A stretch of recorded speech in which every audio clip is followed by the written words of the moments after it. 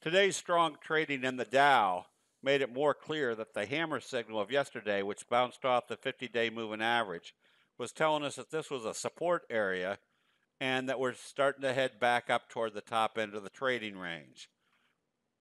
Because of the signal and the confirmation and the magnitude of the confirmation, taking the trading well above the T-line just improves the probabilities that we're not going down. It may not necessarily mean we're going to skyrocket, but the probabilities of staying above the T-line are that much greater.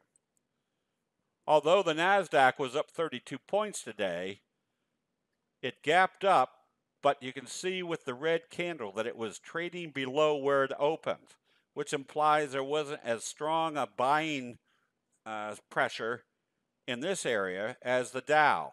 However, knowing that you popped up off the 50 and you don't have strong buying in the Nasdaq just yet implies that the uptrend is probably still in a sideways mode. You can see in the Nasdaq you have kind of a wedge formation, which tells us there isn't anything there's any rampant buying, but there's not any great selling.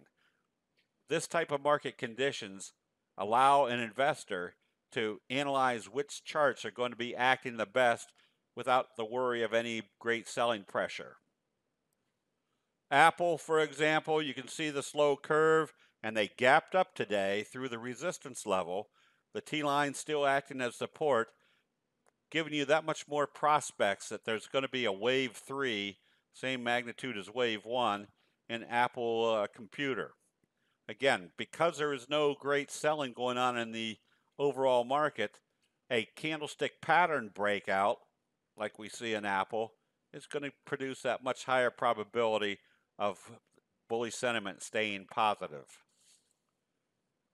For example, our recommendation on DNLI was based upon a very common high probability, high profit pattern, which is what we call the bobble. Notice how it came up, failed at the T-line, or at the 50, pulled back and could not close below the T-line, and now it's come back up through that resistance level.